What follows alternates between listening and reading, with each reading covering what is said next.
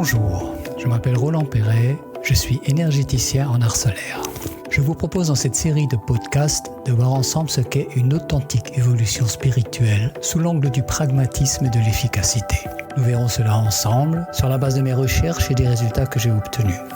Vous trouverez l'ensemble de mon travail ainsi que des outils à votre disposition sur mon site internet révélationducoeur.com. Vous êtes bien sûr libre de rejeter mes propos s'ils ne vous conviennent pas. J'ai rencontré un être de lumière et j'ai refusé d'ascensionner. J'imagine que ce titre vous interpelle. Il s'agit ici d'un podcast très important, à mes yeux bien sûr, et son objectif est de permettre d'éviter des erreurs très lourdes de conséquences dans nos rapports avec l'invisible. Je considère qu'il y a trop d'ignorance dans ce domaine. Il faut savoir que cette ignorance est volontairement entretenue par les forces de l'invisible elles-mêmes. Ce podcast veut être une piste de réflexion pour ceux qui cherchent la vérité dans ce domaine. Il est adressé aux personnes qui cherchent à rétablir leur propre souveraineté. Alors, je vais vous parler de cette expérience. Il s'agit donc d'un vécu personnel, de cette rencontre avec une entité il y a 40 ans de cela. Il va s'agir d'un podcast en 2 parties. Je vais d'abord vous raconter cette expérience et son contexte, parce que pour bien comprendre, il est nécessaire de comprendre le contexte dans lequel se passe une expérience, quelle qu'elle soit. Je me suis posé le bien fondé de ce refus d'ascensionner pendant 40 ans. Aurais-je dû accepter, finalement? Ou ai-je eu raison de refuser? J'ai enfin, après tout ce temps, une réponse digne de ce nom. Et c'est dans un 2e podcast qui fera suite à celui-ci que je développerai le fruit de cette analyse. Tu auras pris donc 40 années de ma vie. Voilà donc l'expérience. Elle se passe en 2 temps. Le premier temps est l'expérience que j'ai appelée la salamandre. Bien sûr, je vais m'expliquer, mais d'abord, il faut revenir sur le contexte de ma vie personnelle à cette époque. J'ai déjà évoqué la très grave dépression nerveuse dans laquelle était tombée ma compagne que je chérissais avec vraiment beaucoup de force. Cette dépression nerveuse a été la cause d'un effondrement de ma vie. La femme que j'aimais en 3 jours est devenue folle. C'est le terme un peu désuet peut-être, mais le plus adéquat, le plus compréhensible directement. Cela en montre la gravité. J'étais donc absolument effondré et je venais de mettre Béatrice à l'hôpital psychiatrique. J'étais comme vous pouvez l'imaginer, dans un état de très grande tristesse, d'abattement. D'un naturel plutôt optimiste et plutôt enjoué, je n'arrivais pas à intégrer l'importance de cet événement et j'avais le sentiment que ma vie entière m'échappait, que tout le bonheur que nous pouvions vivre venait de s'envoler comme peut-être définitivement. C'est dans cet état d'esprit que, regardant par la fenêtre, je vois une auto-école qui fait ses manœuvres avec l'apprenti conducteur en bas dans la rue, en bas de la maison dans laquelle j'étais. Cette auto-école apportait le nom de son propriétaire. C'était Michel. Voilà, rien de bien particulier. Mais dans l'état dans lequel j'étais, dans l'état, on pourrait dire, d'effondrement psychologique dans lequel j'étais, et peut-être dans l'attente d'un secours ou dans l'attente d'un signe, l'attente d'un signe. À cette époque-là, je croyais que la vie nous apportait des signes, des éléments indicateurs qui nous permettaient de nous diriger dans la vie. J'avais cette croyance que j'ai, on va dire, abandonnée, ou en tout cas affinée, bien sûr, avec le temps. Je regarde cette auto-école Michel et je comprends comprends, entre guillemets. J'ai cette espèce d'intuition qui me dit Michel, Saint-Michel, Saint-Michel c'est Michael, c'est l'archange, il va se passer quelque chose.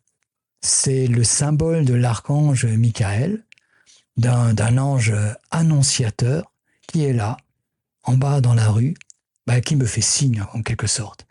Et j'ai ce sentiment, il va se passer quelque chose. Voilà, je reçois un message de l'invisible.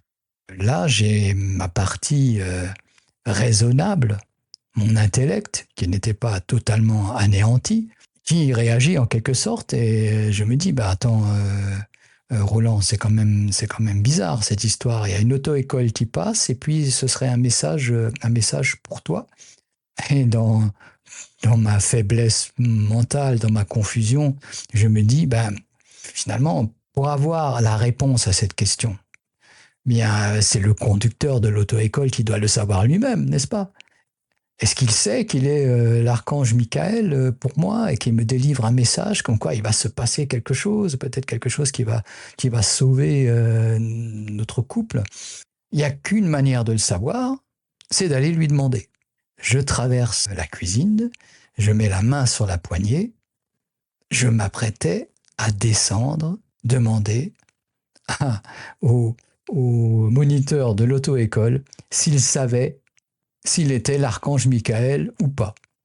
C'est là que je comprends la main sur la poignée, je comprends comment cette personne va me prendre pour un fou, et je comprends aussi que c'est absolument inutile et que c'est socialement inadmissible, et c'est pas comme ça que ça marche. Et là, je me dis, là, Roland, là, tu déconnes, là, il y a quelque chose qui ne va pas. Je lâche la poignée et je reste sagement dans la pièce et je laisse partir l'auto-école. Là, je me dis, c'est quand même étrange. Mon comportement est étrange. Comment ai-je pu en arriver à me mettre ainsi dans une forme de danger social, quoi? Qui sait si ce moniteur d'auto-école allait appeler le SAMU ou tout simplement me prendre pour un fou. En fait, c'est un acte de folie. Pourtant, je ne suis pas fou, je n'ai pas d'hallucination, je me sens dans un psychisme plutôt sain. Bon, certes, il y a cette croyance en les signes, mais bon, en tout cas, mon vieux Roland, là, il y a quelque chose qui ne va pas. Il faut que tu te calmes. La journée passe tristement et ma belle-sœur me fait une proposition. Ma belle-sœur ne me portait pas dans son cœur pourtant. Elle me considérait comme responsable de la maladie de sa propre sœur. Et je ne lui en ai jamais voulu. À cette époque, il n'y avait pas de connaissance au niveau social, au niveau général de ce phénomène. Il n'y a pas si longtemps, on cachait les personnes dépressives dans les familles. Et il n'y avait pas de vedettes qui témoignaient de leur état dépressif. Ça a commencé dans les années 2010 environ, où il y a eu certains témoignages publics. C'est donc uniquement vers cette période qu'on a pris conscience que, à la limite, n'importe qui pouvait se retrouver en état dépressif. C'est à cette époque qu'on a découvert que les états dépressifs pouvaient arriver à tout le monde. Ce qu'on appelle maintenant souvent le burn-out, il y a différents degrés de maladies psychiques. Je ne veux pas rentrer dans le détail, mais psychologiquement, souvent on cherche un responsable pour se soulager d'un poids lorsque les événements sont trop forts, et j'étais un petit peu ou même pas un peu, mais j'étais vraiment le bouc émissaire de la situation. Donc c'était assez surprenant que cette personne me propose de m'emmener. Peut-être avait-elle pitié de ma souffrance, je ne sais pas, mais elle voulait m'emmener à une soirée où un thérapeute faisait un stage dans les Vosges, dans les montagnes, les montagnes remplies de forêts, là en Alsace. Et donc j'accepte et nous roulons en voiture silencieusement jusqu'à ce lieu. La nuit était était tombé. Il y avait beaucoup de monde. Une partie de ces personnes préparait le repas dans le réfectoire et une autre attendait autour d'un feu. Et je m'assieds là à regarder un peu hébété les flammes de ce feu. Au-dessus des flammes, il y avait des escarbilles. Vous savez, ces petites étincelles qui virevoltent au-dessus des flammes. C'est là qu'il s'est passé quelque chose que je n'ai jamais compris. Soudain, une de ces escarbilles saute dans ma poitrine. Je la vois sauter dans ma poitrine. Au point où je regarde mon torse, je me demande si je me suis brûlé quelque chose. Il n'y avait rien, aucune brûlure. Mais surtout, j'ai été pris d'un sentiment extraordinaire de force, comme d'une force vitale, comme d'une nouvelle puissance intérieure. De mon état d'abattement, j'étais passé brutalement à un état rempli de sérénité, de force intérieure, avec l'intuition de capacités nouvelles. Et oui, je ne suis pas clairvoyant, je n'ai jamais rien vu jusque-là dans ma vie en tant que phénomène étrange de ce type, et pourtant une escarbille a sauté dans ma poitrine, dans mon cœur, je dirais. Ce phénomène, je ne le comprends pas. Plus tard, je l'ai nommé une salamandre. Vous savez, en référence à le nom qu'on le donne aux esprits du feu. Mais je ne sais rien de ce qui s'est passé là. Et si des auditeurs de ce podcast m'entendent ce récit et ont des informations vécues à me donner à ce sujet, elles seraient vraiment les bienvenues dans les commentaires, par exemple. Voilà, je suis donc là, assis près de ce feu, et je suis passé de cet état de tristesse absolue à un état de redressement intérieur, de puissance intérieure, je ne peux pas dire autrement. Au point que, rapidement, dans la foulée, je sens que j'ai une capacité. J'ai la possibilité d'émaner à partir de mon cœur, à partir de ma poitrine, quelque chose comme un rayon qui pourrait aller dans le cœur des autres personnes, là autour du feu, et les amener à un état supérieur, à un état de bien-être, à un état à minima plus joyeux. J'ai cette intuition et je la teste. J'envoie donc mon rayon, une personne après l'autre, à toutes ces personnes que je ne connais pas. Et il me semble que ça change quelque chose en eux. Au point que je trouve je vais aller demander un téléphone. À l'époque, il n'y avait pas de portable, donc un fixe qui était là à disposition dans le bâtiment pour appeler le frère de ma compagne et pour lui dire « Voilà, c'est bien, ne t'inquiète pas, demain je vais à l'hôpital, je vais la guérir. » Bon, il était là, bien sûr, il ne m'a pas cru. Mais bon, ce n'était pas grave. Moi, j'étais persuadé d'avoir une capacité supérieure, là, vraiment quelque chose d'extraordinaire. C'est l'heure de passer à table et nous nous retrouvons là au réfectoire. Donc, ma belle-sœur est assise en face de moi et nous sommes entourés de beaucoup de personnes, de plusieurs tables alignées. Bien sûr, je continue mon entraînement. Je me disais, il faut que je m'entraîne si je veux le lendemain aller sauver ma compagne. Il faut que je vérifie. Donc, une personne après l'autre, celles qui sont à ma portée de vision, j'envoie mon fameux rayon. Et puis, je le projette vers ma belle-sœur en face de moi. Je vous rappelle dans quelle disposition psychologique elle était à mon égard, on va dire plutôt négatif. Donc j'envoie mon rayon et, 5 ou 10 secondes après, elle avait la tête penchée, le dos courbé au-dessus de son assiette de soupe. Elle était bien sûr abattue, elle aussi était très triste.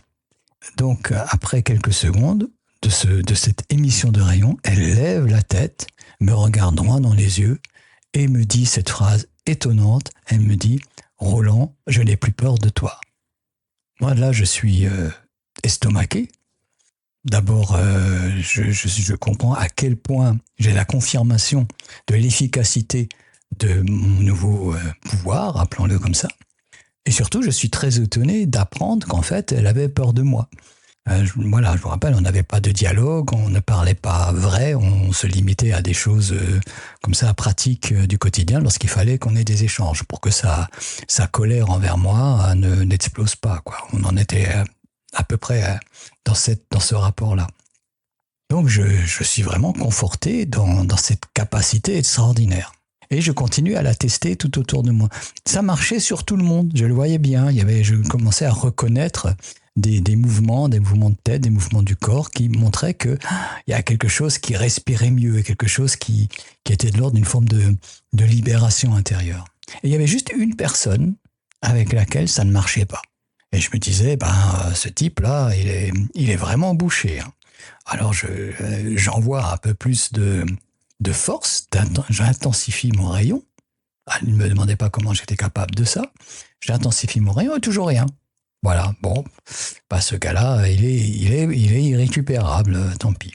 Je me dis qu'il faudrait que j'essaye sur ce fameux thérapeute qui est là, que tout le monde adule et tout le monde le respecte énormément. Je me dis, tiens, voilà, là, il faudrait que je puisse essayer, mais je ne le connais pas, je ne le vois pas. Je demande à ma voisine de table, mais alors, il vient quand?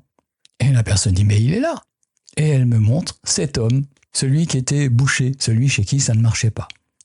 Il était assis en face de moi, mais 3 ou 4 places décalées sur la droite. Alors là, je suis étonné, je comprends pas. Qu'est-ce qui se passe? Je le regarde. Lui remarque mon regard et nous nous retrouvons les yeux dans les yeux pendant de longues secondes. Pendant ces secondes, moi j'étais dans l'attitude de... Comment pourrais-je vous dire? C'était accepte la lumière que j'envoie. C'est arrête d'être bouché, reçois-la, arrête de bloquer. Et c'était, vous imaginez comme 2 êtres qui ne se connaissent pas, qui se regardent longuement dans les yeux, c'était déjà quelque chose de particulier. Voilà qu'il baisse la tête. Je me dis, ça y est, enfin il s'incline, il s'incline devant ma nouvelle puissance, là. Enfin, il accepte la lumière, ça va être bien pour lui, n'est-ce pas? En fait, il a baissé le regard, certes, mais il se renseigne avec sa voisine et il demande, oui, j'entends qu'il dit, j'ai entendu parler de personnes qui étaient un peu dans la détresse, qui ont venu nous rejoindre, et elle leur dit, voilà, c'est ces 2 personnes-là, en nous désignant. Lui se met à parler à ma belle-sœur. Comme il y avait beaucoup de brouhaha dans la salle, il est obligé d'élever un petit peu la voix pour qu'elle l'entende, donc il parlait assez fort. Et il lui dit des paroles d'apaisement. Et tout va aller bien, ne t'inquiète pas, voilà, ça va aller, des paroles d'apaisement. Moi, je suis troublé, je ne dis rien, et tout d'un coup, j'entends dans ma tête, arrête ça tout de suite, tu es malade. Arrête ça tout de suite, tu es malade. Alors là, c'est la surprise. Je comprends que c'est cette personne qui émet ça par une forme de télépathie, je suppose. Et dans un premier mouvement, je veux me révolter contre cet ordre qui m'est intimé. Et puis je réfléchis un peu rapidement. Elle me dit, bon, là, il y a un être en face de moi qui visiblement a des compétences, la voix dans la tête, une compétence télépathique que je n'ai pas. Il est peut-être plus avancé que moi. Il me dit d'arrêter ce que je suis en train de faire. Donc la prudence me demande d'arrêter. Ok, je mets mon pouvoir, ma capacité en stand-by. Et j'arrête. Un peu plus tard, nous quittons ces gens-là, nous quittons le réfectoire pour rentrer. Sur le retour, je demande à ma belle-sœur, mais tu as entendu ce qu'il m'a dit? Elle dit, mais il t'a absolument pas adressé la parole. Ben voilà. Bien sûr, bon, je ne lui ai pas raconté ce qui m'était arrivé, c'était trop inexplicable. Voilà pour la première partie de l'expérience. Le meilleur reste à venir. Le lendemain, je décide de ne pas aller à l'hôpital voir ma compagne. Je suis un peu perturbé, un peu troublé par les événements de la veille et je ne sais plus trop quoi penser. Je décide de passer à autre chose et de m'occuper de mon travail. Et j'ai une commande d'illustration pour une couverture d'un magazine. Le travail ne me plaît pas du tout, ce n'est vraiment pas beau ce que j'ai à représenter, mais voilà, je m'applique. J'ai du mal d'ailleurs à rentrer dans la concentration, mais je m'efforce de rentrer dans la précision de mon trait pour échapper à des pensées intrusives, pour échapper au poids émotionnel des événements qui sont en ce moment tellement puissants dans ma vie. Je suis au dernier étage sous les combles de cette grande maison. C'est l'été, la fenêtre est ouverte. C'est là que soudain, un souffle entre par la fenêtre. Je ne peux pas dire autrement qu'un souffle. Je ne vois rien, mais je ressens ce souffle. C'est un souffle immatériel, mais ce souffle m'imprègne et me remplit. Il me remplit tellement, il me remplit complètement d'un sentiment très difficile à exprimer. Un sentiment de bonheur absolument incomparable. Comment pourrais-je l'exprimer?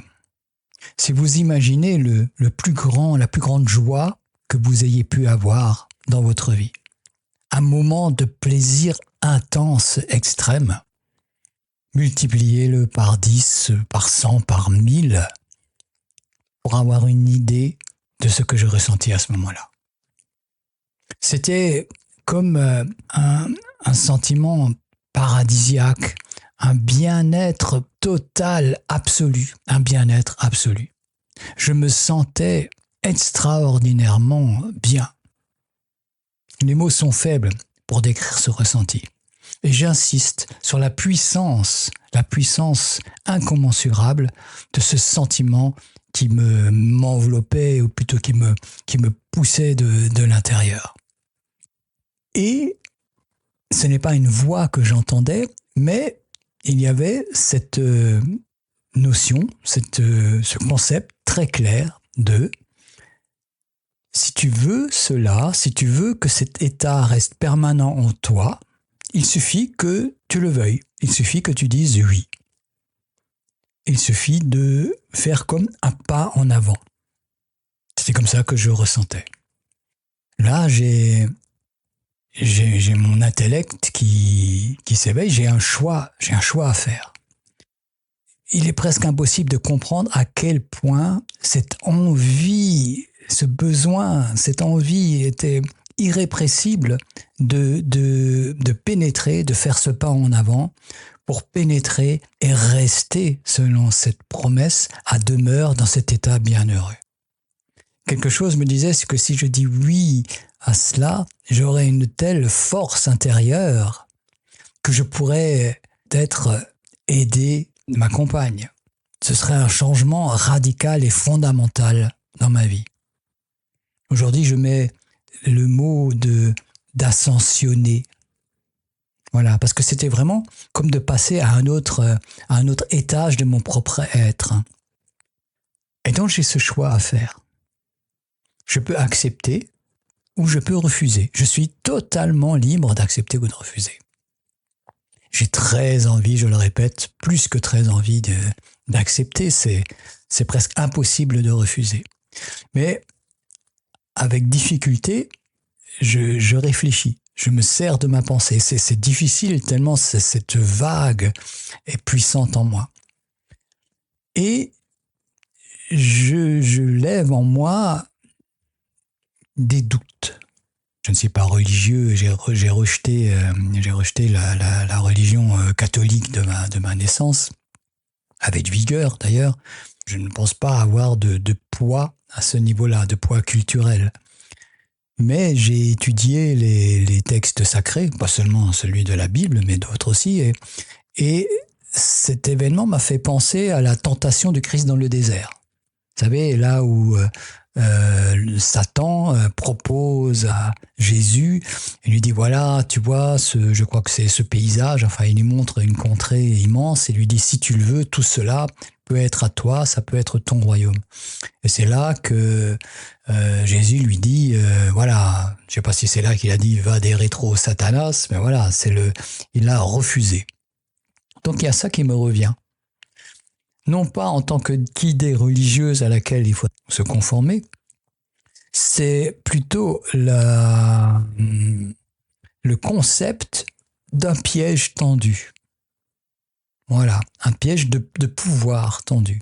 Et là, c'est de manière évidente, c'est une forme de pouvoir d'être qui m'est proposé. Donc là, j'ai un doute. Mais j'ai en même temps conscience que ça peut être complètement faux. Et ça peut être tout à fait intéressant, positif, ce n'est pas un piège que d'accepter. Bon. Mais j'ai un autre élément. La veille, il y a quand même eu l'épisode du pseudo Saint-Michel qui me montre que j'étais pas dans un grand équilibre psychologique, pour le moins. Il y a l'expérience de la salamandre, il y a eu surtout cette personne qui me dit « Arrête, tu es malade ». Donc, voilà, qui renforce mon doute. Je suis peut-être malade, peut-être que c'est peut-être un piège. Il y a peut-être quelque chose qui ne fonctionne pas là chez moi, ou peut-être que cette proposition est aussi séduisante et aussi irrésistible soit-elle, ce n'est peut-être pas une bonne idée. Et là, je réponds intérieurement, je dis je n'irai pas tant que ma compagne ne sera pas guérie. Parce que ce qui me semblait aussi étrange, c'est de me retrouver dans une espèce de paradis alors que la femme que j'aime est dans un enfer. Il y avait quelque chose qui, là aussi, me paraissait un peu louche. Donc, je refuse, je dis non, je fais ce choix, et là, instantanément, le souffle ressort. Tout disparaît. L'impression qui ressort par la fenêtre, j'en suis plus très sûr, mais bon, peu importe. Tout disparaît. Je suis comme tremblant, je suis terrassé par cette expérience. Il faut que je m'assieds, il faut que je retrouve mes esprits, que je retrouve presque mon corps, le sentiment de mon corps. Je sentais presque plus mon corps. Enfin voilà, ça a été extrêmement puissant. Donc j'ai refusé, que j'ai décidé d'appeler une ascension. Mais tout de suite après, je me suis demandé, mais qu'est-ce que je fais ? Aurais-je dû accepter ? J'aurais peut-être été capable d'aider, de sauver la personne que j'aime. Est-ce que j'ai bien fait de refuser ? Les années ont passé. Quand je rencontrais des enseignants spirituels, j'en ai rencontré un à qui j'ai pu poser la question, il m'a dit « Tu as mal agi, tu aurais dû accepter. En aucun cas, on ne refuse un cadeau du ciel pour des contingences horizontales, matérielles, ne serait-ce que pour quelqu'un de sa propre famille. Tu aurais dû. Tu aurais peut-être fait un petit séjour d'un certain temps dans un asile psychiatrique, m'a-t-il dit, mais tu aurais dû. » Donc pendant 40 ans, je me suis posé cette question. Est-ce que j'ai bien fait de refuser ? Est-ce que j'aurais dû accepter ? Qu'est-ce qui se serait passé ? Alors là, nous arrivons à la fin de ce premier podcast, celui qui relate cette expérience, ou plutôt cet enchaînement d'expériences. Dans un deuxième podcast, je vais vous fournir mon analyse et la réponse que je pense enfin avoir trouvé après toutes ces années. Mais en attendant, je vous laisse vous poser la question à vous-même. Qu'est-ce que vous auriez fait ? Que feriez-vous Si là, une lumière extraordinaire se présente à vous et vous offre tous les trésors du monde, vous offre exactement ce que vous désireriez le plus au monde, comment agirez-vous? Que ferez-vous? Que ferez-vous en face d'un être de lumière devant une apparition? Voilà, c'est une question que je vous pose en attendant de vous fournir mon analyse. Je vous remercie pour votre écoute et vous dis à bientôt pour un prochain podcast.